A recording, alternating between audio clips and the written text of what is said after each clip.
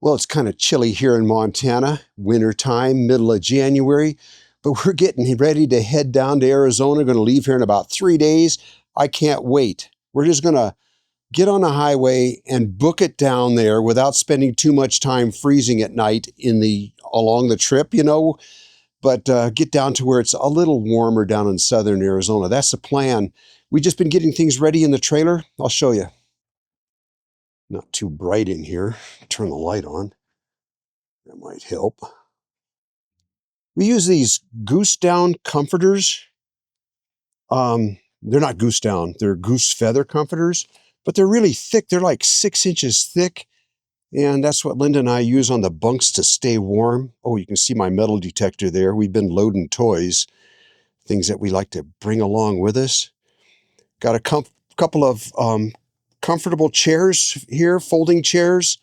And we don't skimp on our outdoor chairs. We'll bring something that's a little bigger and a little more comfortable that you can sit in and enjoy the evenings and stuff. But yeah, those are ready to go. Refrigerator down here. I'm going to turn this on here shortly and start chilling it down, get it ready to go. It's actually pretty cold as it is, probably 40 degrees in there because it's kind of cold out. It's in the 20s outside.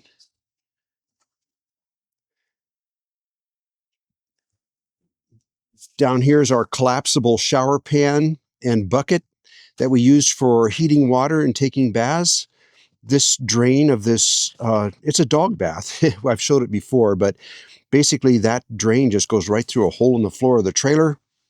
And that drain would be right here. But it's just bath water going out on the ground, so it's no big deal. Compost toilet. Batteries are all charged up and ready. Got the propane tanks full. Nice to have a good source of heat, whether it's a diesel heater or a heater like this. This is a ice shack heater. It's called a New Way stove, but nice quiet heat. But that's ready. Make sure our antacids and digestive whatever it takes for us old people to keep going. I got a container with cigars in it up here, so I can maybe enjoy one here and there. Yeah, just ready to go. I've double checked the solar panels, making sure they're clean and they're putting out. I know it looks like a mess down here, but these rugs are clean and ready to be spread out on the floor when we go. Trying to decide on what clothes to bring. See, that's the problem with leaving now. You got to have 2 totally different sets of clothes and shoes and everything. You got to bring winter gear because we'll be leaving in the middle of winter. We'll also be coming back while it's still really cold, like a month or 2 months from now when we return home. It's still going to be cold here. So we got to bring coats and long johns and insulated boots and everything. At the same time, we got to have warm weather stuff for when we're down there. Yeah, packing clothes for a trip this time of year, it's a little more involved. Can't fill the water jugs yet, because if I do, they'll just freeze.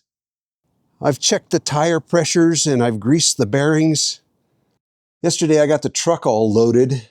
It's funny, when you haven't loaded like the motorcycle in the back in a while, it takes you a long time to do it the first time around. Then after that, you remember the procedure and you do things a little faster.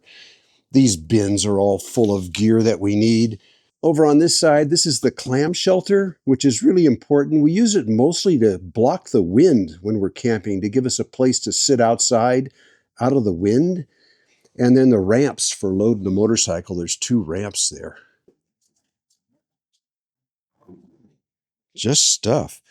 There's water filter in here for when we fill from a spigot somewhere. We can put a charcoal filter on to reduce any bad flavors. Spare parts for the car and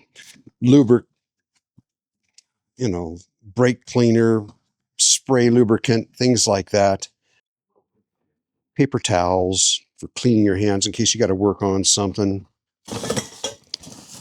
Spare alternator belt, fan belt. Because when these break, they usually break when you're on the highway out in the middle of nowhere. So you should always have a spare belt with you. And leveling blocks. In here is a small leaf blower, battery operated one. We use that to blow out the back of the truck, and it works really well. Tarp to cover the motorcycle or whatever. That right there is a 30-gallon collapsible water tank right here. And when we get down to like Ajo, Arizona, we'll put this in the bed of the truck and fill it up at the city spigot. And that way we have like 30 gallons of water at our campsite extra just for washing and stuff. And just various gear, propane hoses, things like that. There's a spare stove in here. It's a butane stove. Here is a oven that goes on top of it so Linda can bake, which is really nice.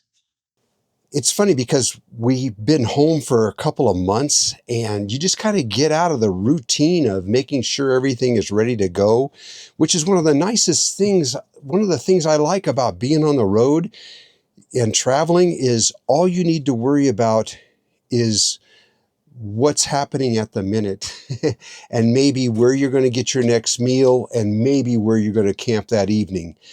Yeah, we like getting out and traveling because all we need to think about is just what's going on at the moment. So I'm looking forward to hitting the road here in a couple days.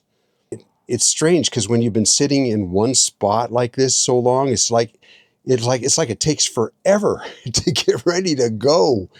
Yeah, we're almost set. I generally don't like to take a lot of things like this, but some things are just worth the trouble because Linda and I enjoy riding the motorcycle in the desert so much. We go out and explore on it, so it's kind of important to us to bring it along. It's worth the extra trouble, but yeah, we use it down there. Other toys we bring along, you saw the metal detector. That is always fun. If you haven't gotten into doing that, it's very inexpensive to get started. And inexpensive metal detectors are just about as sensitive as expensive ones. They just don't distinguish what's in the ground as well as an expensive one might. But you generally dig every beep anyway, so what's the difference? And an inexpensive one will distinguish iron from like silver anyway. Even a cheap one will do that. So we bring our hiking gear, walking sticks, proper shoes, a nice GPS, a Garmin InReach in case we get injured and we need to signal for help. We got that. We bring that. Um, we bring different firearms to shoot because we love to target practice. We don't show that in our videos because YouTube's a little weird about that. So, but we do. We bring. I bring usually like an AR with plenty of ammo, a nice accurate one, and we bring our handguns and we enjoy those. We love to plink. Quartzsite has a range right in town. I don't know if you know about that. A lot of people don't know that there's a firing range in Quartzsite, and it's free. So we'll go there, and then just out when you get out in the desert, out away from everybody. It's just fun to plink. You're not going to bother anybody anyway. So we do that. Linda loves to take still photographs, and she uses her phone, which is a really good Samsung, and it takes beautiful photos, and she spends a lot of time doing that. She gets a kick out of that. One thing is I'll miss this Harley while I'm gone. I always do. I wish I could bring it along, but there's no way. If I was to put it in the trailer, we would have to take it out every night just to be able to sleep. So that's not an option. On our last trip, I brought this e-bike instead of the motorcycle, but Linda and I can't ride two up on that. This little Yamaha TW200 works really well for that because the seat is really long on it. And you don't go fast. You just go slow on the back roads and there's plenty of room for two people. Well, there's different ways of heading south out of central Montana here. We could either go down through Wyoming and Idaho and Utah and all that. It's beautiful, but we don't want to spend a lot of days going south. We just want to get down to where it's warmer.